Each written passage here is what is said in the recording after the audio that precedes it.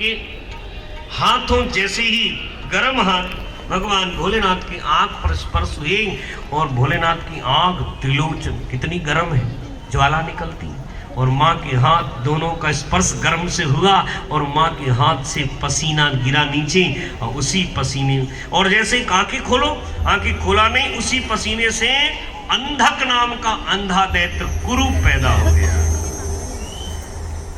बाबा ने कहा लो देख कौन है? बोला ये पुत्र है। बोला ऐसा कुलक्षणी, ऐसा विचित्र पुत्र? भगवान ने कहा तुम ऐसी विचित्र, हमारी आंखें बंद रही और आंखें बंद में तुमने कामना की और उसके हिसाब से अंधा पुत्र पैदा हुआ, अंधक दैत्य।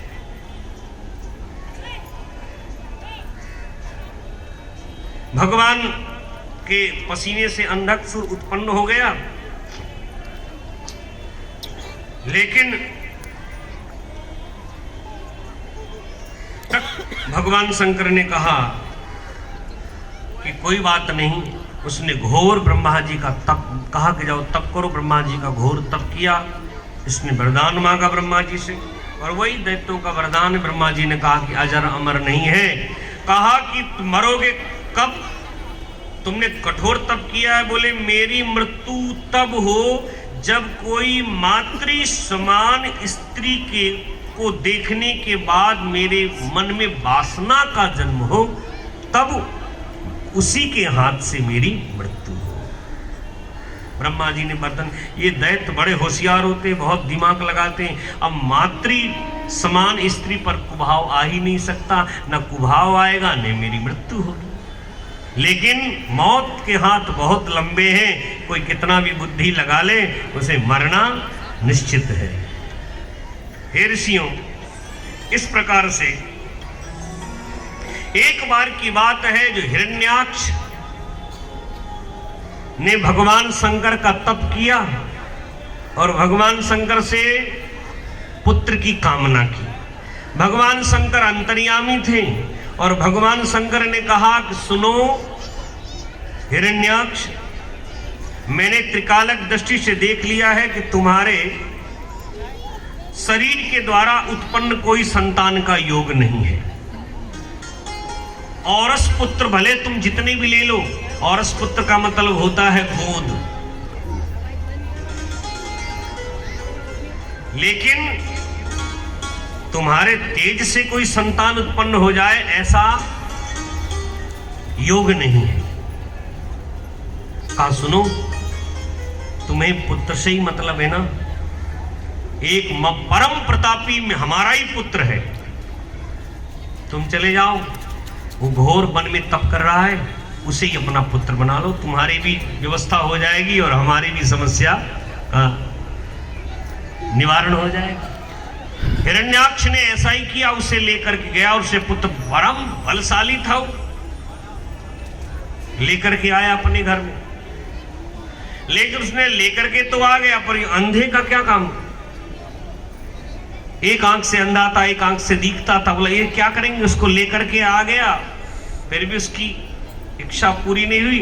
अंत में उसने 3 संतानों को और भी औरस पुत्र के रूप में दैत्यों को ही अपनी गोद में लेकर अपने संतान बना लिया। सूत जी कहते हैं कि ऋषियों, आपको पता ही है ये हिरण्याक्ष इतना दुष्ट था, जब इतना बलवान था तप कर, और ये सारी पृथ्वी को जीत लिया, देवताओं को पराजित कर दिया, ले जाकर के पृथ्वी को जल में डुबो दिया, और भगवान 12 रूल लेकर के इसका उद्धार किए। बोलिए 12 भगवान की। आपको पता, जब 12 भगवान ने मार दिया, उसका छोटा भाई हिरण्यकश्यप, जिसकी कथा आप भागवत जी में सुनते हो, इसमें भी है और आप कथा से परिचित है, इसलिए संक्षेप में सुनाते हुए ब्रह्मा जी का कठोर तप किया। वो भी अमर मांग, जितने भी दैत्य हैं सब अमर बनना चाहते हैं बस, और मरना निश्चित है, क्योंकि मृत्यु को सब जानते हैं। और किसी महात्मा ने नहीं कहा कि मैं अमर हो जाऊं। इतनी कथा सुनते हैं आप, इतने 10-10 हजार हाथियों का बल लेने वाले दैत्य हमेशा मृत्यु से घबराते हैं। मृत्यु सत्य है, और सत्य को दैत्य स्वीकार कर ले तो दैत्य का मतलब ही क्या रहा? मरना नहीं चाहते पर मरना निश्चित है। और महात्मा जानते हैं शरीर 9 दरवाजे वाली कुटिया है और एक ना एक दिन इसे खाली करना पड़ेगा। इसलिए ये किसी की नहीं है, ये परमानेंट नहीं है, ये सब टेम्पररी है। हर एक व्यक्ति को छोड़ करके जाना है तो बड़ा सा बड़ा ऋषि मुनि महात्मा मरने के लिए हमेशा तैयार रहता है, उसे बिल्कुल भय लगता ही नहीं है। जैसे एक कपड़े को छोड़कर दूसरा कपड़ा पहन लिया, ऐसे शरीर को छोड़ करके ये महाराज ऐसी ये बनी हुई है कि पूछो महाराज, 9 दरवाजे वाली है, अद्भुत। कि जगत में कोई न परमानेंट, जगत में कोई न परमानेंट, जगत में कोई न परमानेंट, जगत में कोई न परमानेंट। जो परमानेंट हो वहाँ ताली न बजाए और जो ना हो बजाए। तेल चमेली चंदन साबुन, तेल चमेली चंदन साबुन, चाहे लगा लो सेंट, जगत में कोई न परमानेंट, जगत में कोई न परमानेंट, वो जगत में कोई न परमानेंट, जगत में कोई न परमानेंट। तेल चमेली चंदन साबुन, तेल चमेली चंदन साबुन, चाहे लगा लो सेंट, जगत में कोई न परमानेंट, जगत में कोई न परमानेंट, जगत में कोई न परमानेंट, जगत में कोई न परमानेंट। देखो भैया, जैसे जगत में कोई परमानेंट भी नहीं है, वैसे आसन भी परमानेंट नहीं है, थोड़ा थोड़ा खसक आएंगे। जय हो। सब लोगों को भाई किसी के समझ में आ जाए कि इस आसन में बैठे थे वो परमानेंट नहीं है, तो वही घर का सिंहासन परमानेंट नहीं है, इसलिए थोड़ा थोड़ा खसक आएंगे।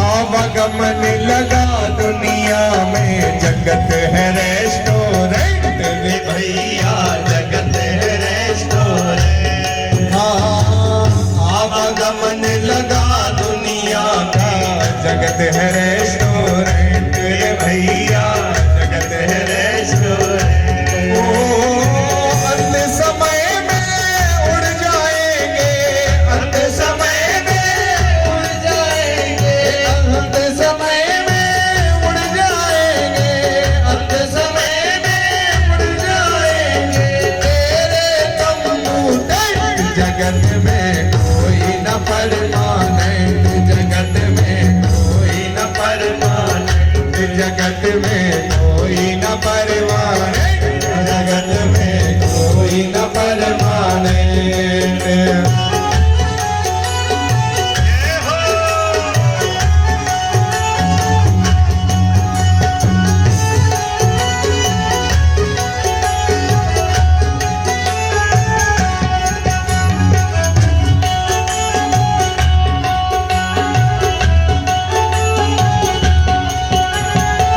राष्ट्रपति हो कर्नल जर्नल, या हो लेफ्टिनेंट रे भैया, या हो लेफ्टिनेंट। कई लोग समझ लेते हैं कि पद प्रतिष्ठा पैसा पावर पा लेंगे तो हमारा कोई कुछ नहीं बिगाड़ेगा भैया, लेकिन काल के हाथ बड़े विकराल हैं। कितने भी ऊंचे पद पे चले जाओ, कितने भी ओहदे पर चले जाओ, लेकिन ये काल किसी को छोड़ता नहीं है। राष्ट्रपति हो कर्नल जनरल, या हो लेफ्टिनेंट रे भैया, या हो लेफ्टिनेंट। अरे काल सभी को खा जाएगा, काल सभी को खा जाएगा, अरे काल सभी को खा जाएगा, काल सभी को खा जाएगा। लेडीज हो या जेंट्स, जगत में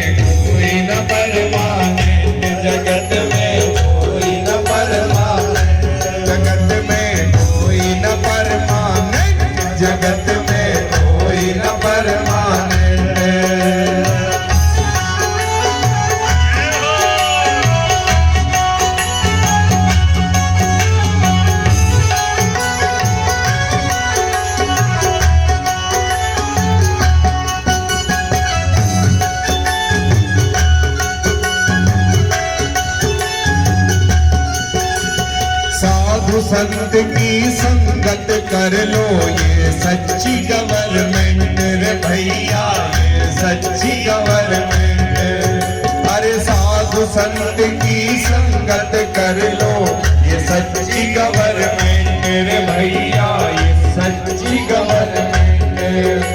अरे लाल सिंह कहे से ऑफिस से, लाल सिंह कहे से ऑफिस से, लाल सिंह कहे से ऑफिस से, लाल सिंह कहे से ऑफिस से। मत होना एबसेंट, जगत में कोई न परमानेंट, जगत में कोई न परमानेंट, जगत में कोई न परमानेंट, जगत में कोई न परमानेंट। तेल चमेली चंदन साबुन, तेल चमेली चंदन साबुन, तेल चमेली चंदन साबुन, तेल चमेली चंदन साबुन। चाय लगा लो सेंट, जगत में कोई न परमानेंट, जगत में कोई न परमानेंट, जगत में कोई न परमानेंट, जगत में कोई न परमानेंट, जगत में कोई न परमानेंट,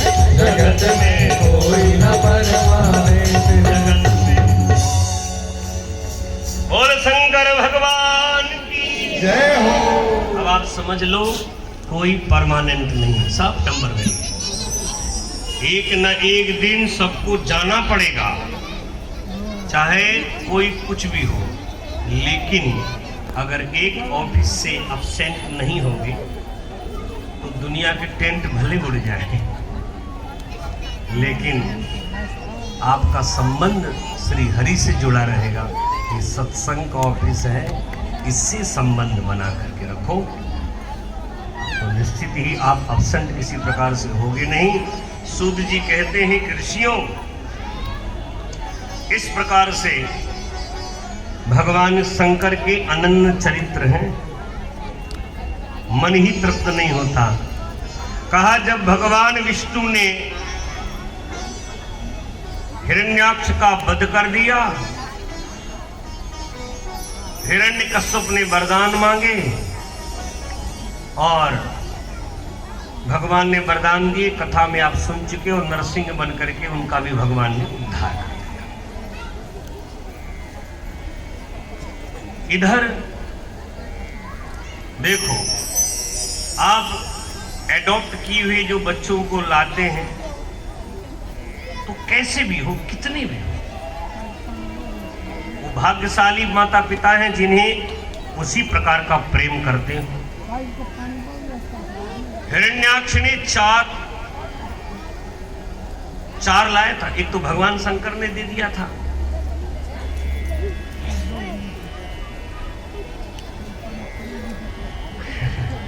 आप वो ना सोचे भले ही 4 है, सोचे किसी ने किसी को है।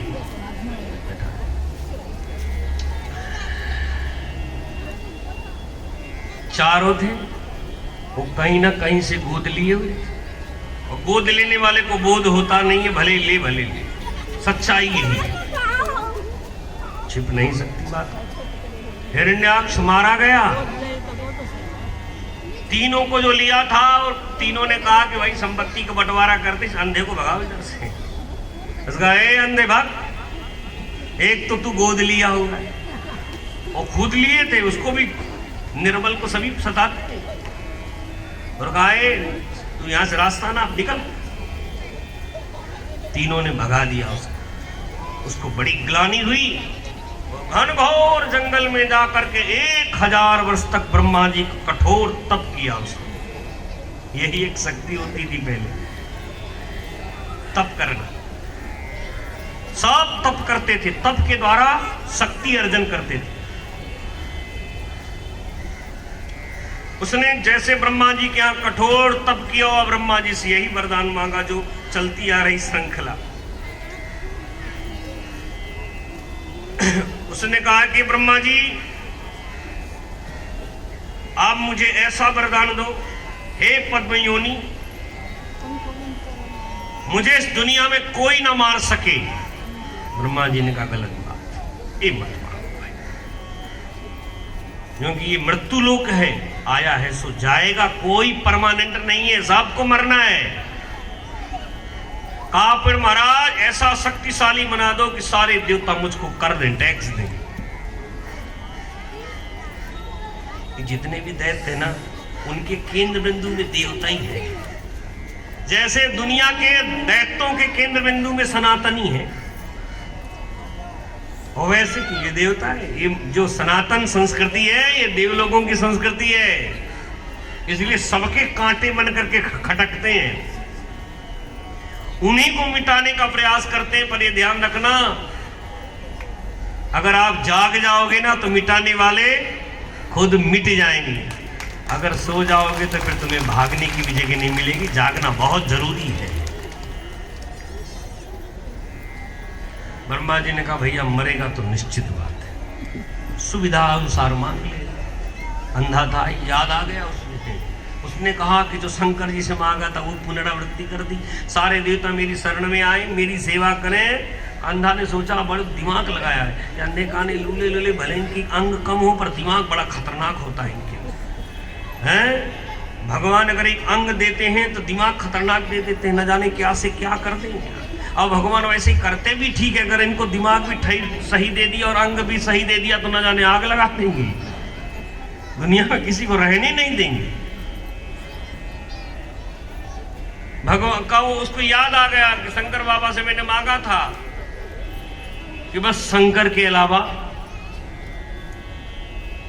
मुझे मेरी मौत ना हो। और कहा कि ब्रह्मा जी बात ऐसी है, शंकर को भी करो कैंसिल। मेरे मन में अगर किसी मात्र शक्ति के प्रति आसक्ति आ जाए, उसी से मेरी मौत हो। कहा देखो शंकर का नाम ले लिया तो शरण शंकर की ग्रहण करता रहेगा, तब तो तेरा काम बनता रहेगा। शंकर भगवान की नित्य निरंतर पूजा करता रहा। एक दिन भगवान शंकर पूजा से प्रसन्न होकर के उसको वरदान देने के लिए आए। माता पार्वती साथ में थी। अब दैत्य का स्वभाव माँ का परम सौंदर्य था, मुखमंडल को देखते ही घूरता रह गया। भगवान माता पार्वती ने कहा कि देव ये मुझे देख करके घूम रहा है, घूर रहा है। और भगवान ब्रह्मा जी का वरदान भी था, उसके अंदर वो समझ नहीं पाया कि ये कौन है, और वरदान मांगा।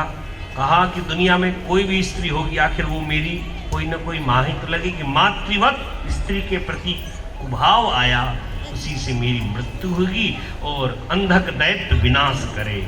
और माँ जगदम्बा ने जैसे ही क्रुद्ध होकर के देखी है, और माँ के ज्वाला के मुख से जो प्रकट हुई है अग्नि, जल करके अंधक दैत्य भस्म हो गया। बोल शंकर भगवान की। इस प्रकार से अनेकानेक दैत्यों का वध भगवान शंकर करते हुए सूत जी कहते हैं कि ऋषियों अब प्रश्न किया कि महाराज दैत्यों को भगवान मारने लगे, दैत्यों की संख्या समाप्त होने लगी। शुक्राचार्य ने विचार किया कि हमारे सारे जजमान स्वाहा हो जा रहे हैं। ये ब्रह्मा, ये विष्णु, ये शंकर, ये तीनों मिलकर के भयंकर प्लान बनाते, एक वरदान देता है, दूसरा निपटा देता है। ये ठीक नहीं है। शुक्राचार्य जी ने सोचा कि अपने समाज के लिए भी कुछ ना कुछ करना चाहिए।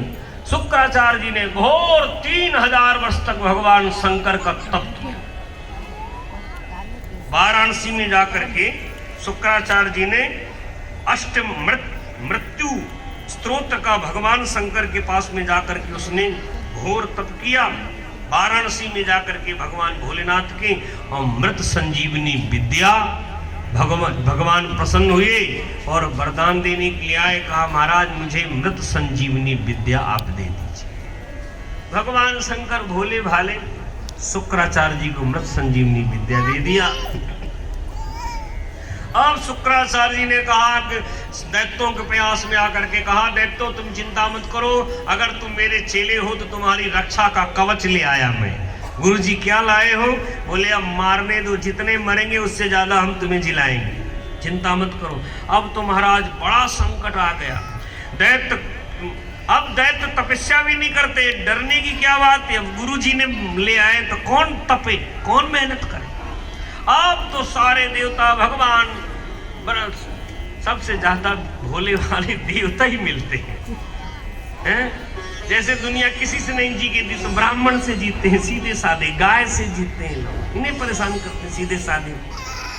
और देवता सीधे चले, जैसे जिस प्रकार से सीधे साधे जो भी इस देश में आया भारत में, वो हमेशा लूटता ही रहा, सीधा साधा समझ करके। अरे भाई, दुनिया ने लूटा तो लूटा हमें सीधा साधा समझ करके, लेकिन हम भी इतने सीधे रहे कि जिन्हें हम अपना समझते रहे, उन्होंने भी हमारी संस्कृति का और हम कितना जल्दी ह्रास हो जाए। भेद तो तब हुआ, एक को प्रसन्न करने के लिए अनेकों के संस्कृति का बिल्कुल ध्यान नहीं रखा गया। और आज देख लीजिए, आज अगर आप प्रकृति के साथ छेड़छाड़ करोगे तो प्रकृति आपकी ऐसी दुर्गति करेगी जिसकी कोई उसकी हिसाब लगा ही नहीं सकता है। विकास वर्सेस विनाश। आज आप देख रहे हो सनातन संस्कृति पर सबसे बड़ा जो हमारा मूल है, मूल पर इतना बड़ा संकट आया हुआ है। जोशीमठ उत्तराखंड में विपदा आई हुई है, और समझ लीजिए इन विपदाओं के कारण कोई और नहीं है, हमें हैं विपदा के कारण। जब जब आप प्रकृति के साथ छेड़खानी करोगे, प्रकृति किसी को प्रसन्न करने के लिए, तब तक प्रकृति आपको ऐसा दंड देगी जिसको कर्ता अपराध एक है, उसको भुगतना सबको पड़ता है। इसलिए पर्यावरण के साथ में कभी भी किसी प्रकार का खिलवाड़ नहीं करना चाहिए। महाराज, हमारी जो गंगा है, हमारे जो बद्रीनाथ, केदारनाथ, ये सनातन धर्म की स्तंभ है। अब सोचिए, जिस बिल्डिंग के पिलर नहीं रहेंगे तो बिल्डिंग खड़ी रहेगी क्या? ये जो 4 मठ हैं शंकराचार्य जी ने जो स्थापित किए हैं, वही इस सनातन रूपी विशाल भवन के स्तंभ हैं। आज देखिए जोशीमठ की क्या स्थिति हो रही है। मैं आपको याद दिलाना चाह रहा हूं, 2012-13 की एक घटना मैंने सुना था, और ये स्पष्ट है और प्रमाणिक बात है। देखिए, भारत की 2 गद्दी हमेशा रही हैं, एक व्यास गद्दी और एक राज गद्दी। व्यास गद्दी पर वशिष्ठ जी बैठते थे और राज गद्दी पे दशरथ जी बैठते थे। ऐसे सम्राट थे, दोनों में परिपूर्णता। राजा को जब भी राजपाट सिंहासन दिया जाता था तो हमेशा संत सदगुरु जाकर के राज तिलक करते थे। राजा को प्रजा के प्रति समान भाव से पुत्रवत अभेद दृष्टि रखने का ये सूत्र देते थे। राजन, तुम्हारी प्रजा पुत्रवत है, कोई छोटा बड़ा नहीं तुम्हारी नजर में, अपना पराया कोई नहीं है। राजन, कर्मानुसार तुम दंड दे सकते हो। राजा अदंड होता था, राजा को कोई दंड नहीं देता था, लेकिन वो तिलक, राज तिलक देने वाले जो धर्माचार्य रहते थे, वो कहते थे धर्म दंडोशी, धर्म दंडोशी, धर्म दंडोशी। अगर राजा भी किसी प्रकार की उपद्रव करेगा, धर्म की अवहेलना करेगा, धर्म पर कुठाराघात करेगा, तो उसको धर्म दंड देगा। तो राजगद्दी भले पक्ष कर ले, पर व्यास गद्दी निष्पक्ष होती थी, क्योंकि व्यास गद्दी में जो गुरु बैठता था, अमृतस्य वै पुत्राः, सारी प्रजा उसके पुत्रवत होती थी। राजा अगर भेद कर दे तो व्यास गद्दी राजा को सावधान करती थी। लेकिन आज की विडंबना है, वो व्यास गद्दी में पहले विद्वान बैठते थे, जिनके अंदर पात्रता होती थी, और इस गद्दी के ही द्वारा दिए गए प्रवचनों के द्वारा लोग अपने जीवन की नियमावली बनाते थे, भावपार इतना विश्वास करते थे, क्योंकि कोई सुदृढ़ पात्र, योग पात्र ही इस व्यासपीठ पर बैठता था। और आज महाराज ये दोनों गद्दियां, हम ये गद्दी वैसे किसी से भेद नहीं करती, ना किसी पक्ष की है, विपक्ष अपक्ष कोई भी हो, ये गद्दी किसी से ना तो घृणा करती है, ना ही किसी के पक्ष में रहती है, निष्पक्ष गद्दी है।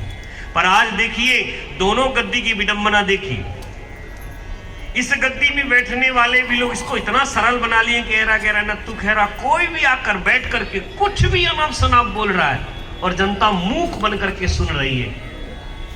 क्योंकि पहले जनता को भी धर्म का अच्छी तरह से ज्ञान होता था, सब संस्कृत का अध्ययन करते थे और पढ़ते थे। आज संस्कृत की ना तो संस्कृत किसी को पता है, ना ही ग्रंथ ही है, ना उनके बारे में हम जानते हैं। तो कैसे पता चलेगा कि जिसे हमने बैठाया है उसके अंदर कितनी पात्रता है। नचाया गवाया 2-3 घंटा पूरा कर दिया। ये तो व्यास गद्दी की विडंबना है। आज हर एक व्यक्ति इस गद्दी पर बैठना चाह रहा है, चाहे पात्र हो चाहे कुपात्र हो, उसको चाहे शास्त्र का ज्ञान हो चाहे ना ज्ञान हो, भेड़ चाल में बैठाते चले जा रहे हैं हम, और बैठ के हम सुनते चले जा रहे हैं। आत्म कल्याण की बातें बताई जा रही है, विचार करिए। अरे सर्दी जुकाम बुखार की दवाई तो किसी भी मेडिकल से ले लेते हैं, डॉक्टर ना मिला तो कहीं से भी ले लेते हैं, लेकिन बाईपास सर्जरी कराना हो तो किसी ऐरे गहरे से कराएंगे क्या? उसके बैकग्राउंड को पहले खगोलते हैं डॉक्टर की, कैसा है, कितनों को किया है, सब सक्सेस कितना % है ये। तो विचार करिए, ये आत्म कल्याण के लिए बैठे हुए, तो निश्चित ही व्यास का निरीक्षण परीक्षण होना चाहिए। जिसकी शरणागति ले रहे हैं, जिसे गद्दी पर बैठा रहे हैं, आत्म कल्याण की बात कहता है कि नहीं? मानते हैं कि कोई पूर्ण नहीं है, भगवान के चरित्र अनंत हैं, लेकिन जो व्यासपीठ पर बैठ रहा है उसे विचार करके, और हमें भी विचार करके ही बैठाना चाहिए। ठीक, ये तो व्यास गद्दी की दुर्गति, कलयुग की स्थिति है यही। और दूसरी राजगद्दी को देख लीजिए, कोई 8वीं फेल, कोई 10वीं फेल, कोई 12वीं फेल।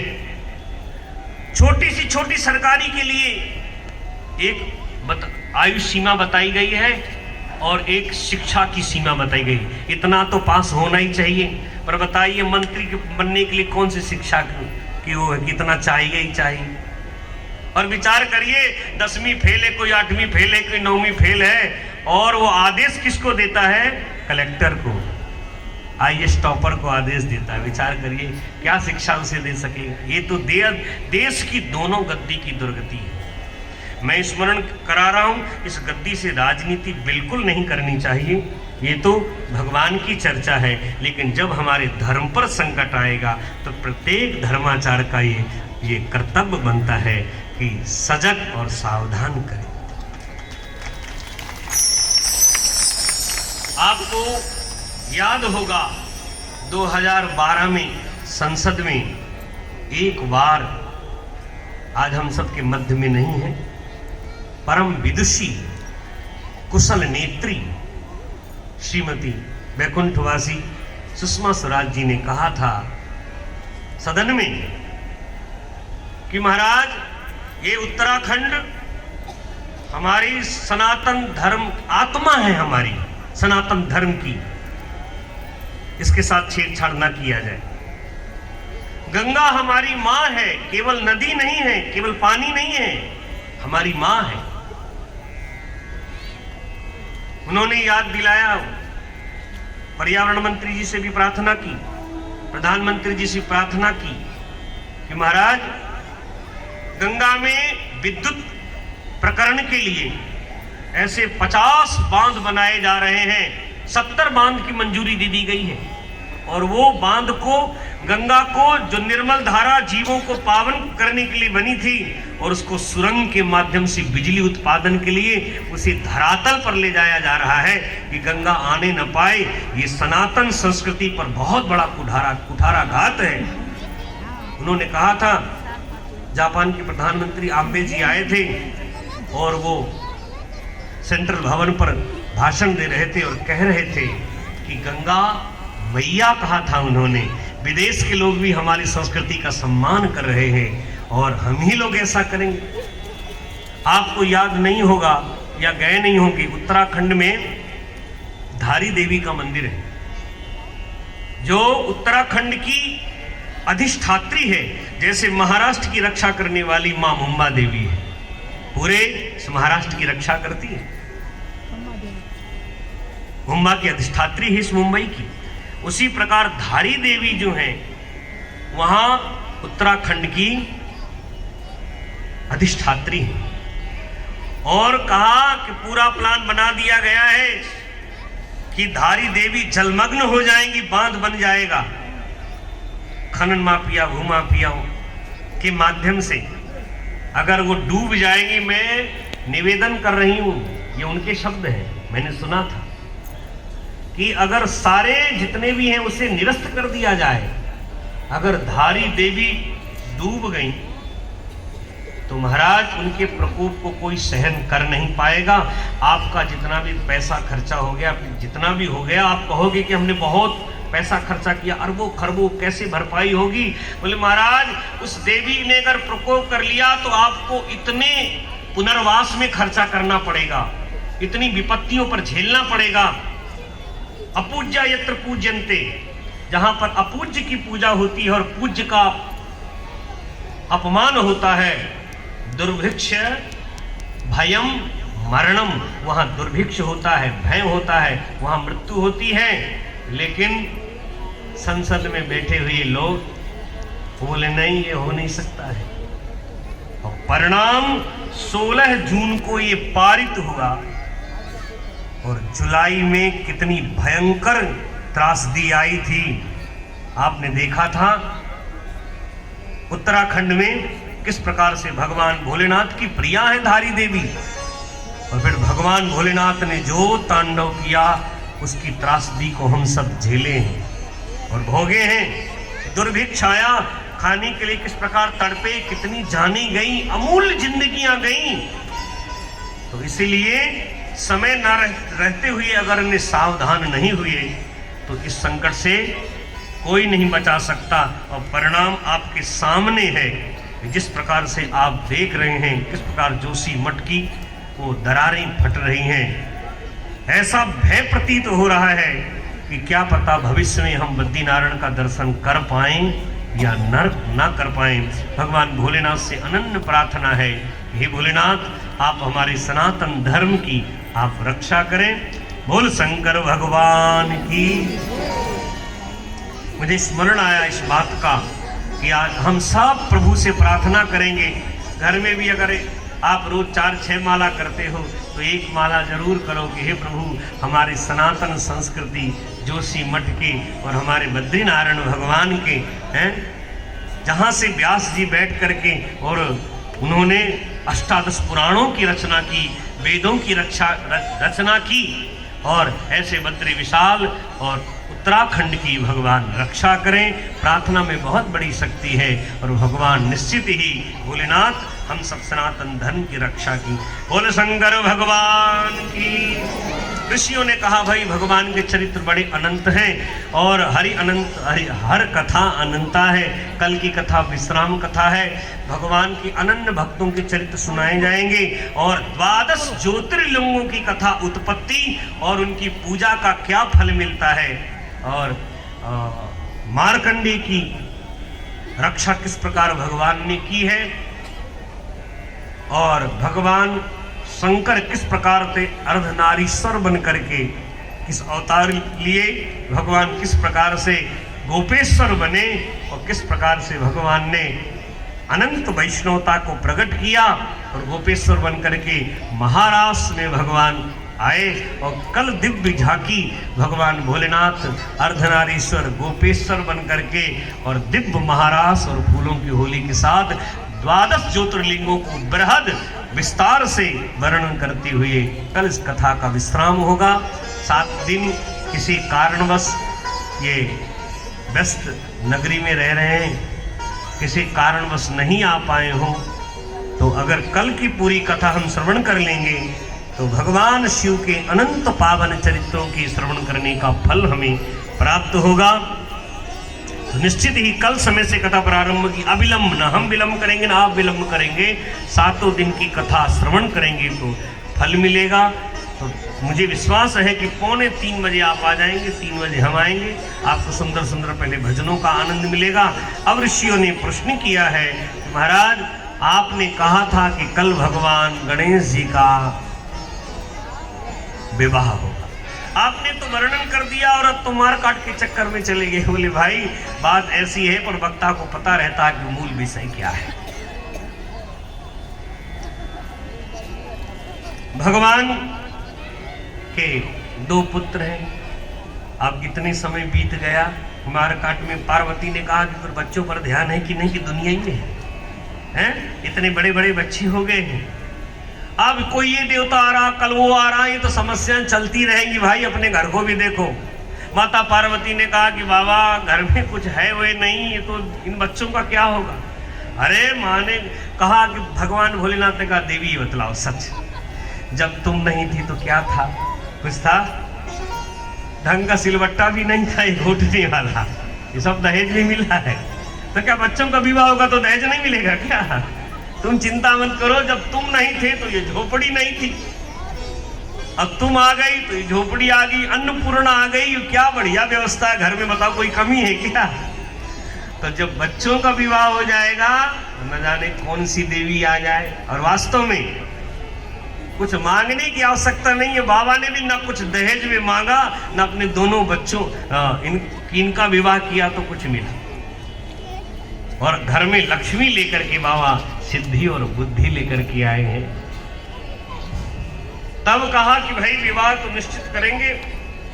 दोनों बच्चों को बुलाया कि देखो भाई बच्चों का विवाह है, बच्चों के हिसाब से बच्चों से भी पूछना चाहिए। भाई बच्चे बड़े हो जाएं तो बच्चे से पूछना चाहिए, और बच्चे से बच्चे कितने भी बड़े हो जाएं पर माता पिता के सामने बच्चे। तो माँ को सबसे ज्यादा प्यारे कौन है? गणेश। और पिता को बेटा बड़ा वाला होता है प्यारा, छोटे वाले तो बाबा ने आते ही धमक दिया था। बोलो हर हर महादेव। तो गणेश जी सबसे ज्यादा माँ गौरी के पास ही रहते हैं। गौरी के पास गणेश जी बैठ गए और बाबा के पास में कार्तिकेय बैठ गए। कार्तिकेय ने बाबा से कहा कि बाबा नंबर पहला अपना कार्तिकेय को पक्का विश्वास था, बड़े हैं वह नंबर हमारा लगेगा, पर कभी कभी छोटे इतने चालाक होते हैं कि पूछो मत। अब समस्या हो गई, दोनों बच्चों ने कहा कि एक साथ हमारा विवाह होना चाहिए। कहा कि भाई लड़की वाले भी दोनों के एक साथ में आना चाहिए। माता पिता ने कहा कि कुछ हमने कभी सोचा नहीं, भगवान भोलेनाथ ने भी क्या सोचा कि हम तो परोपकार में लगे, अपने बच्चों पे ध्यान ही नहीं दिया। तब उन्होंने कहा कि कुछ ऐसे बुद्धि का प्रयोग करें, बच्चों को देख लें कि इनका विवाह तो कर देंगे तो घर बार संभाल लेंगे कि नहीं, बुद्धि तो देखें विवाह करने की। तो कहा कि ठीक है बच्चों, अगर तुम जो जितने जल्दी पृथ्वी का परिक्रमा लगा करके सप्ती वसुंधरा से 7 परिक्रमा लगा कर आएगा वही 7 फेरे का अधिकारी बनेगा। अरे कार्तिकेय ने जैसे सुना कि तुरंत मोर को स्टार्ट किया, लगाया एक्सीलेटर और दौड़ पड़े। पूरा सुने कि जल्दी भाग करके जाऊंगा, और पूरी बात भी नहीं सुने और एकदम फिट थे कार्तिकेय जी। सोचा कि मुझसे बराबर ये मोटू ये 1 किलोमीटर भी नहीं दौड़ पाएगा, ब्याह तो अपना ही होगा। पर शर्त भी मान ली और मोर का पकड़ा कान और लगाया एक्सीलेटर, मोर उड़ चल। और सोचे कि गणेश कितना भी दौड़ेगा, ये गुड़ खाने वाला, ये गुड़गुड़ा करके गिर जाएगा, इसका चूहा वाहन है, कहां तक भाग पाएगा, ब्याह तो अपना ही होगा। और लेकर के चल दिए सीधे दक्षिण की ओर भागे। भगवान गणेश जी ने कहा कोई जरूरी नहीं कि बल से ही काम हो, कुछ काम तो बुद्धि से भी होते हैं। गणेश एकदम नहाए धोए प्रेम से नाश्ता किए चकाचक। अरे भैया पार्वती ने कहा खाता ही रहेगा है? लगता है तुझे ब्याह नहीं करना। बोले माँ ऐसी क्या बात करती है, लड्डू है, कौन नहीं खाना चाहता ये। कहा कि ये 2 लड्डू क्यों लाए? बोले माँ 1 लड्डू खाऊंगा तो एक के साथ 2 लड्डू खाऊंगा, 2 के साथ। बोले वाह, दोनों को कर लेना चाहता है। माँ के साथ ऐसी बात करता है। बोले माँ, बात जो सत्य है वो सत्य है, माता पिता से झूठ नहीं बोलना चाहिए। गणेश जी ने बढ़िया चकाचक पाया, खाने में कोई समझौता नहीं। बढ़िया लड्डू पाने के बाद में सुंदर बाबा लाए कुर्सी बढ़िया, उसमें बिछाया बढ़िया मखमली चद्दर, पूरी पूजन की थाली तैयार की। बोले ये बाबा, ये ब्याह की तैयारी तू मत कर, ये तो जो जीत करके आएगा वही करेगा। बोले नहीं, बात ऐसी में ये ब्याह की थाली नहीं है, ये तो पूजन की थाली है। अरे परिक्रमा लग जाएगी तो पूजा नहीं करनी पड़ेगी क्या? बोला अच्छा, इतना जल्दी आ जाएगा? बोले बिल्कुल। और तुरंत गणेश जी ने अपनी माता पार्वती को कुर्सी पर बैठाया और भोलेनाथ को देखी आ गए। बोल शंकर भगवान की। अनुपम जोड़ी आ गई। भगवान शिवा और शिव विराजमान है, गणेश जी भी आए और गणेश जी आकर के पूजा की थाली रखी बगल में और कहा बैठिए जगतः पितरौ वंदे वंदे पार्वती परमेश्वरौ। पृथ्वी को हम क्या कहते हैं? माता। और पिता पृथ्वी के, माँ की ममता पृथ्वी से विशाल है। बोलो गणेश जी महाराज की, गणपति बप्पा, मंगल मूर्ति।